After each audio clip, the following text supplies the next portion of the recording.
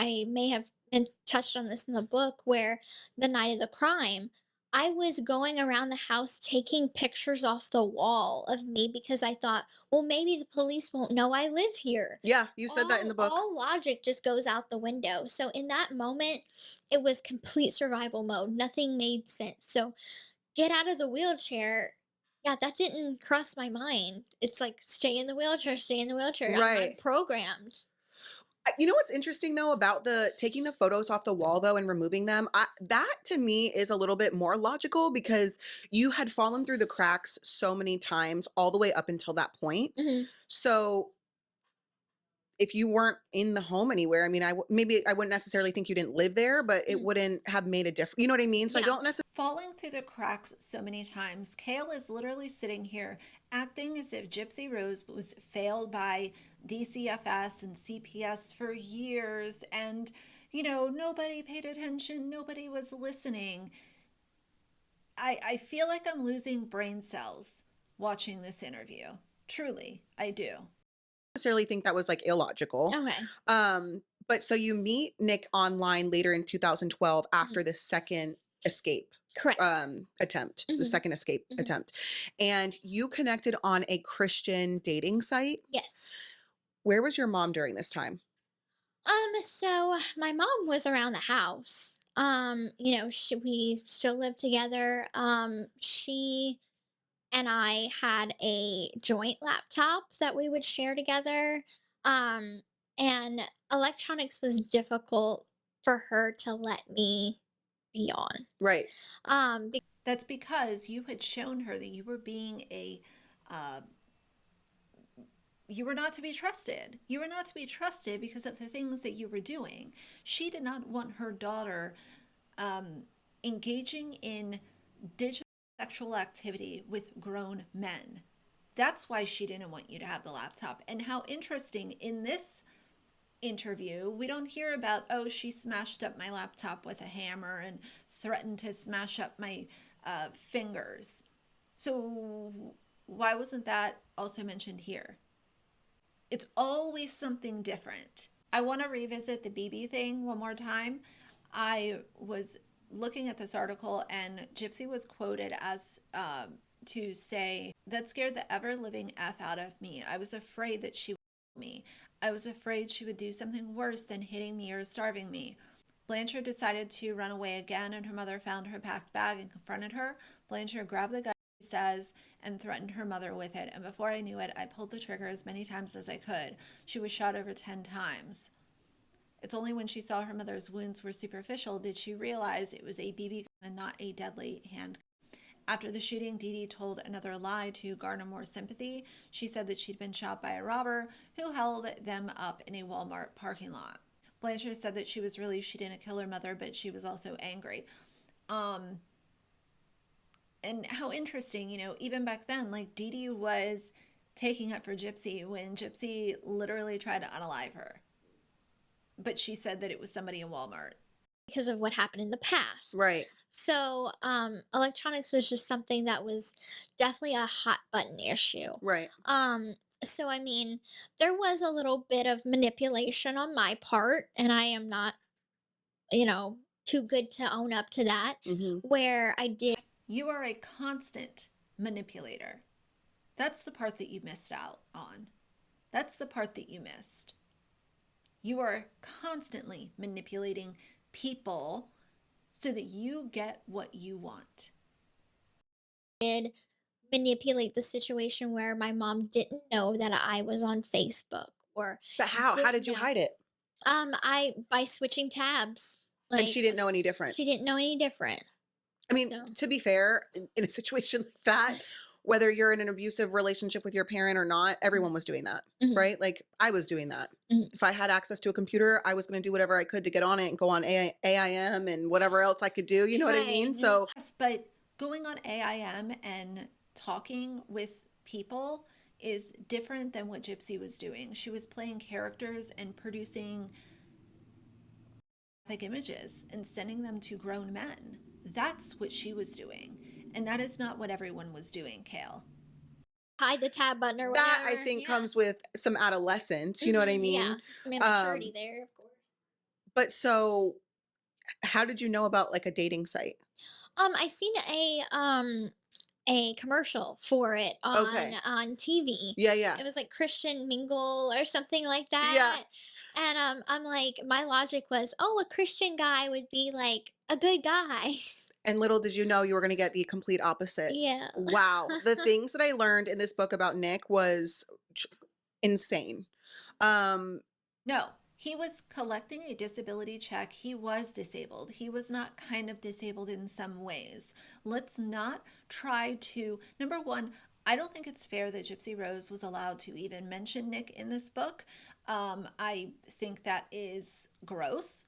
And I think that it is so out of pocket that she was allowed to compose new lies to insert into this book so that people who are believing her narrative are so shocked and disturbed by Nick. Oh, he's even scarier than we thought that he is. And now you have Kail sitting here second guessing whether or not he was disabled.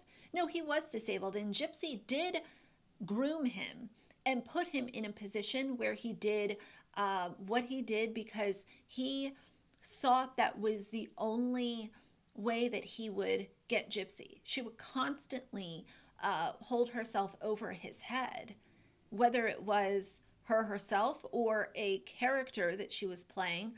We've seen the videos 1,000 times now. what I remember from like the media headlines, documentaries, and things like that was that, you know, you allegedly manipulated someone who possibly was, disabled in some ways. And that was not confirmed or, anything in the book, but I think that is some of what the public thinks. But Right. based on what I read in this book was that he was already having all types of very, very violent fantasies prior to even meeting you. Correct. He had those with other ex Who girlfriends reached out to you? who reached out to me to warn me that he was like that. And I'm like, oh, it's just, it's a scorned ex girlfriend. And I just kind of like brushed it off, like, oh, Right. whatever. Like, they're just talking smack. And you just ignored it. I just ignored it. Or did it ever scare you? Did you ever think he was going to do something to you? I mean, of course, later on in the relationship, but I still was in the mindset like, well, this person loves me. This person is giving me attention. Like, this person loves me for me. You can look past the violence at I that could look point. past it. Um, or So change him. right, I mean, that's a big Or one. I change think him. sometime up until my late 20s, I thought I could change a man, you Mhm. know what I mean? I So think yeah, exactly. I think I romanticized the idea of, being my man's savior just as Mhm. much as he was mine. Right. So it was like the And as beauty far and as him having an ex girlfriend, I don't remember that he had an ex before Gypsy. Correct me if I'm wrong down below. I've seen, so many things about this entire situation, but him having ex girlfriends before Gypsy does not ring true in my memory. the beast syndrome. Did he ever know that maybe you thought that he should get help? Yeah, I mean, I mentioned it. I mean, therapy wasn't really something I was talking about or in at that time. So Right. you thought that your safety was at risk, but y'all were taking home videos in a motel after he unalived your mother, talking about the sexual activity that y'all were going to engage in. But you're up and down whether or not he's going to hurt you, but you're sitting in a hotel talking about eating brownies and eating you next. Gypsy Rose, please stop. Please stop. Right. But I often express that I wish that we could have a normal relationship is what I would Absolutely. call it. Yeah. Yeah. But that never happened. No. And then I just was like reading some of the things that he and I don't want to say too much because I want people to read them in the book, but some Mhm. of the things that some of the ideas that he brought to you Mhm. about how to unalive your mom were twisted. And all of that is factual evidence and it's in Facebook messages. There is actual proof that these things. Okay, so there's all this proof, but it hasn't been released to the public yet. And we're supposed to believe you? things were said. Whether or not those case files are released to the public, I'm not sure, but there is a paper trail. So did that come up in court, like in trial? It did. It was discussed. So So people could find that if they wanted to, I'm the sure. prosecutor definitely did. I this was the first time I had read that, so I don't know if it just there's a little bit of attention on it. Listen, her attorneys also diagnosed Dee Dee with MBP. So they're literally fighting for their client. They're going to say anything to make her look better. You know, in the media, but I was shocked. I couldn't even. Not a lot of people know about that stuff because what is in a confidential case file, because he is still going through his appeals, so there is a portion of case files that are not out to the public. Okay. So that's why I think a lot of people are just like, okay, it's one-sided.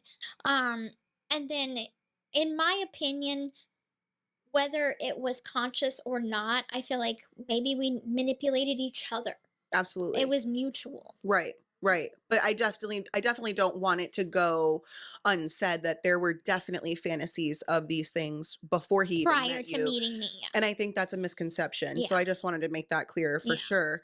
Um, quote, Nick told me I'd be a woman if he carved me up with a knife. What does that mean?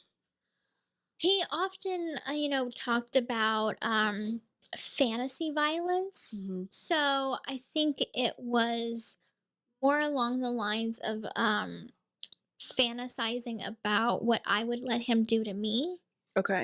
in terms of how far would I be willing to go. And then that would make you a woman. Right. Wow. And then you talk about sort of the sexual side of your relationship with Nick and some of the things that you would participate in. Where was Dee Dee during that time?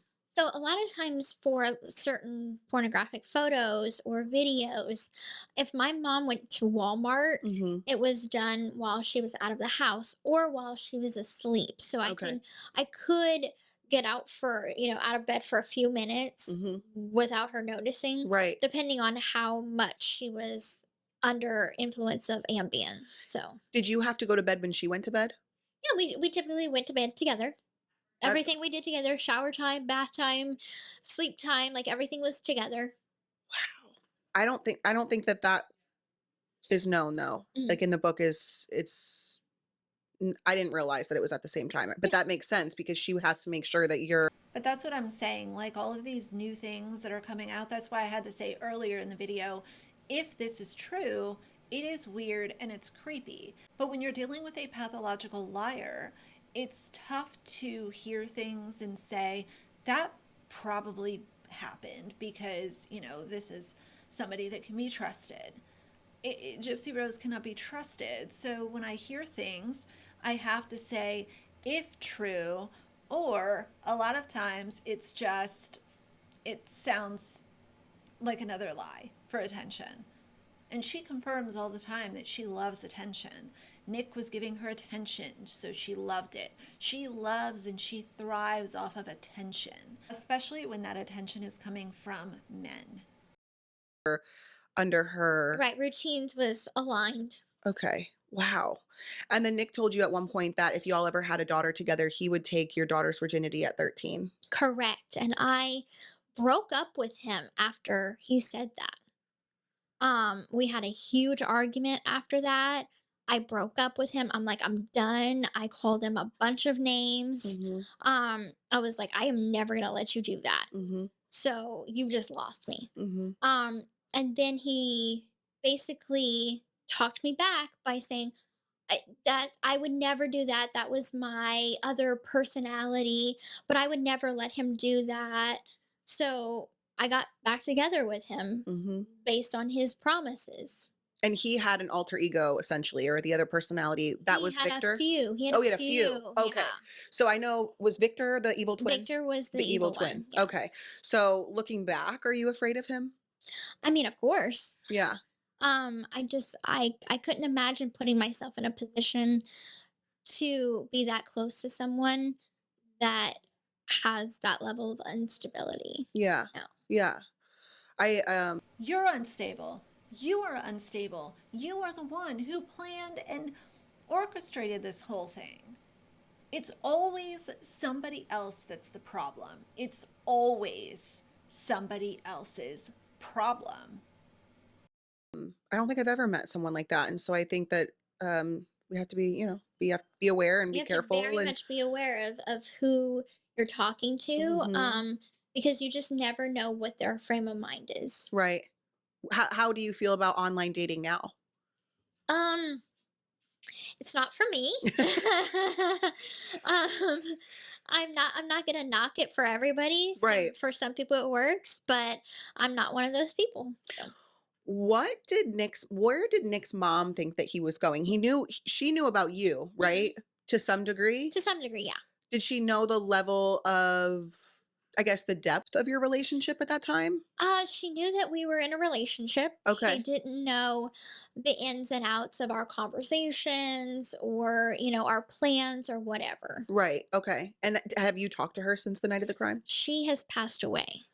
Everyone has passed away. Yeah, ironically enough, she passed away in June around the same time that the anniversary of the crime happened. And it was overdose. Oh, wow. Do you know if Nick was allowed to can you leave for a funeral in prison?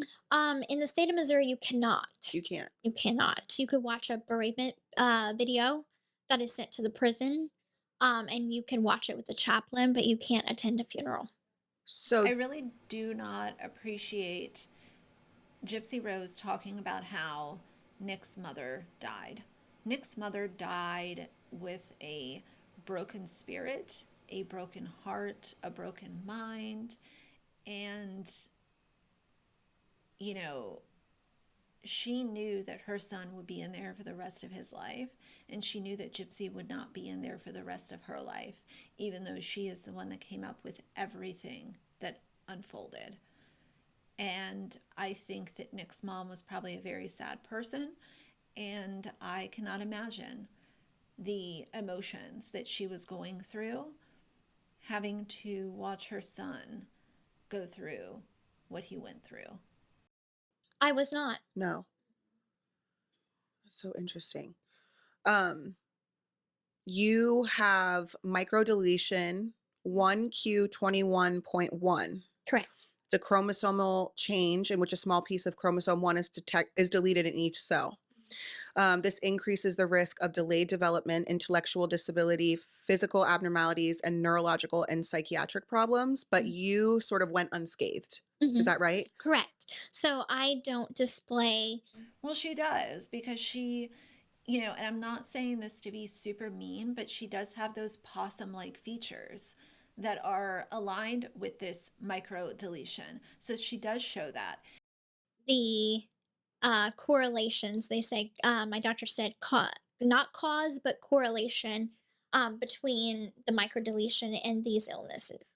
But it's unclear whether your mom knew that or not. Correct. So that's the thing. And the funny thing with the micro deletion is she took forever to admit that she had this micro deletion. It literally took forever. She wanted to blame everything on Dee Dee and not acknowledge that this micro deletion did actually cause some issues for her. And now we're still talking about your unscathed. Like, oh my God. I don't know if I'm going to make it through the rest of this. Father just got recently tested for it to Okay. see if it came from him or from her. Okay. Like a carrier. Exactly. Okay. So my father came back negative. Okay. There's no way to test my mom. Even with like remains or something? Even with that, How dare Kailyn ask about testing Dee Dee's remains? That is so gross that you would even say that. Talking about testing somebody's remains, brutally murdered by their own child. we need her blood. And so there's no way to know, but my doctor did tell me that it could be inherited, or it could develop on its own. So it could be possible that neither parent had it and it just developed in me. That's so interesting. Do you just from speaking to other family members or anything, did your mom fall under any of the like typical No, symptoms? No. no, she did not display any of the symptoms. when I was pregnant, not for all the pregnancies, surprisingly, but I was able to do genetic testing. I don't know if you did it. It's all this genetic testing for Yeah. genetic Mhm. disorders. And I came back positive for something, but then it wouldn't necessarily, like one of my children wouldn't get it unless my partner also was a Oh, carrier. okay. I see So what you're saying. is it not, it could be like that, but So, also developed without? I want to know from y'all, and this might be a little bit of a touchy topic, but is it selfish for Gypsy Rose to have children knowing that she has this microdeletion and her child has 50% risk of inheriting it? I I really realize that could be touchy, but I want to know, like, how do y'all feel about that? Going into it knowing that it could be passed down and cause issues for your child, but you still go ahead and do it. Is that something that you would consider being a selfish act? correct. Okay. So, 50, my child, my daughter has Mhm. a 50% chance of inheriting it from me. Okay. Now that like I got retested because I was tested in 2012. Hmm. But because of everything that my mom said and did, I was not gonna just go on that test result from that long ago. So I Hmm. got retested a few months ago And and it still came back positive. okay. So I'm speaking with a geneticist now to kind of know where to go with that and Sure. also what that means for my future children. Right. So it could be that, my daughter might get it, she might not, but if she does, then at that point we'd have to watch her growth Okay. because it's not something like Down syndrome where the quality of life Right. that is associated with. This is a gamble. You don't Right. you don't know what you're going to get. Right. So she could be unscathed like you, where you're Correct. carrying it, you have it, but Mhm. not necessarily affected by it. Exactly. Same thing for your daughter. Correct. Okay, that's so interesting. I had never heard of it Mhm. until I read it in the book, and so it was really interesting. And I went down a rabbit hole of Google. Having a dry mouth is also a big problem for enamel on teeth. So, I And I'm know. like, I don't know because I had no idea what it was. You briefly touched on the bottle possibly having an effect on your teeth, right? But your teeth were also pulled out, Correct. They were extracted, my front ones. but not necessarily because of the bottle, or it was because of the bottle. No, it wasn't because of the bottle. What's interesting is in the medical records, there's no clear answer for why they were extracted. I read that. Um, Now, what we can speculate on is lack of good nutrition. We can speculate medication. That was my question. I had said maybe like Right. certain medications will deteriorate your teeth, or Correct. if you're taking any sort of liquid. in with the genetic disorder and the microdeletion and all of this kind of stuff, is she wants to say that she's unscathed and all of that from the microdeletion so that she can continue to blame Dee Dee for being under anesthesia for 100 times and having all of these surgeries and all of that kind of stuff. Because at the end of the day, Dee Dee is always going to be thrown under the bus by Gypsy any opportunity she gets. Same with Nick, same with Ryan. Eventually, it'll probably be Ken because obviously those two aren't going to be together forever. And that's just the way that she does business. So, I mean, there's probably a contributing factor of things. Hmm. For sure. Going back to your, is it a genetic disorder? Yes. Okay. Going back to that, how did you tell Ken? Well, he was there when I took the test. Okay. So I had got a blood panel done. The results came back. My doctor called me and she said, "You are positive for the microdeletion."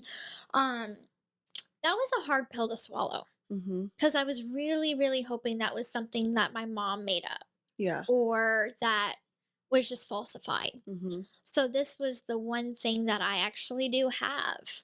Um, and it was really heartbreaking because it's like we're both super hopeful. Hmm. It's a 50% gamble, and the problem is that when you have this microdeletion, there are certain procedures that need to be done in order to, you know, help the things that the microdeletion does to the human body.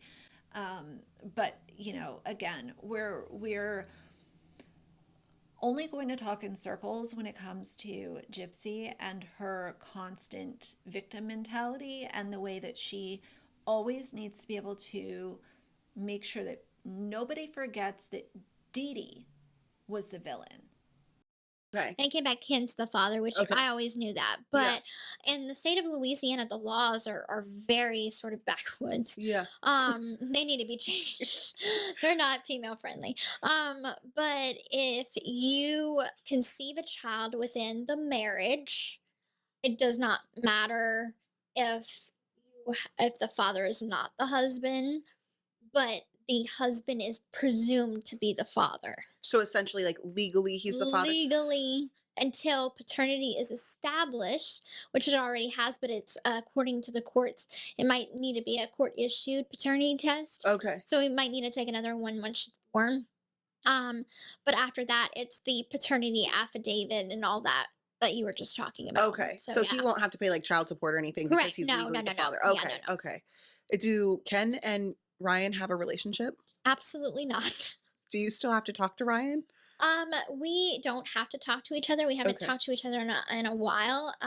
He reaches out every once in a Is while. it that they're not female friendly, or is Louisiana just not doing what you want them to do because they like structure and they want to make sure that certain things happen when there is infidelity in marriages and children that are born as a product of that infidelity? Maybe they're just not here for the mess that you're involved in. For While. what? Um, he's still very much healing. Okay. And so it's to tell me he misses me, or I had my hair dyed back to brown. He's Mhm. like, "You look so beautiful." Uh, um, since our divorce is tomorrow, I did offer like a sit down to give him closure because the last time he seen me was I was walking out the door. So That was the last time he saw you. that's the last time he saw me. So So would Ken be a part of the sit down or no? absolutely not. So I never know. Like what? I mean, No, how do you handle no, it? So they're not how does he feel about amicable. it? How does Ken feel about you having a conversation with Ryan? I mean, obviously, because of the situation, he's not thrilled, Right. but he did say whatever would give me closure, he accepts. However, Ryan has rejected my offer, and so he doesn't want to have a sit down because it would be too emotional, and I get It's that. So, another opportunity for her to embarrass Ryan, which, I'm not the biggest Ryan fan, obviously, because I think that he's made a fool of himself numerous times. But any chance that she gets, here's the mic. Throw Ryan under the bus. Let's make sure that we embarrass him one more time and make him just to be the well known pathetic loser in Gypsy Rose's love triangle. And I think it's very funny how Ken wants nothing to do with Ryan, but Ken's the one that got involved in or with a married woman.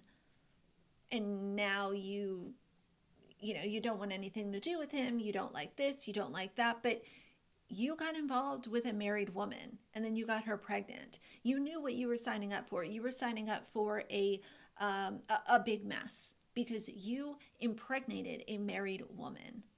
That. I totally get that. But it's interesting that he would text you and, try to have conversation, but Mhm. not be willing to sit Yeah. down. But okay, so going back to your book, please tell me what the writing process is like while you're in prison. Like, are you writing letters or how are you? Phone calls, Phone actually. calls. So, Okay. a lot of phone calls between Melissa and Michelle. Hmm. And a lot of the calls are recorded, so we were able to get transcripts from that. Okay. And Okay, so for the last like 10 minutes of this interview, they talk about how they would do recorded calls and get the transcripts, and then it's,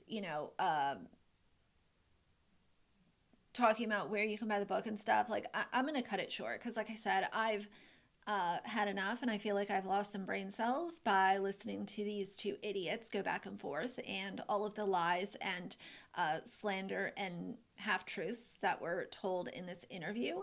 And I know this video is going to be very long, but hopefully y'all stuck it out with me. I watched this because I realize that a lot of y'all don't want to consume the content directly from Gypsy or from Kail or from Fox or from Lifetime. And yeah, you know, a reaction might make it a little more entertaining. Maybe, maybe not. But I'm going to move on with my day now. So if you like the video, please leave a like and a comment. And if you'd like to see more from me in the future, please subscribe. I'll see you guys soon. Bye.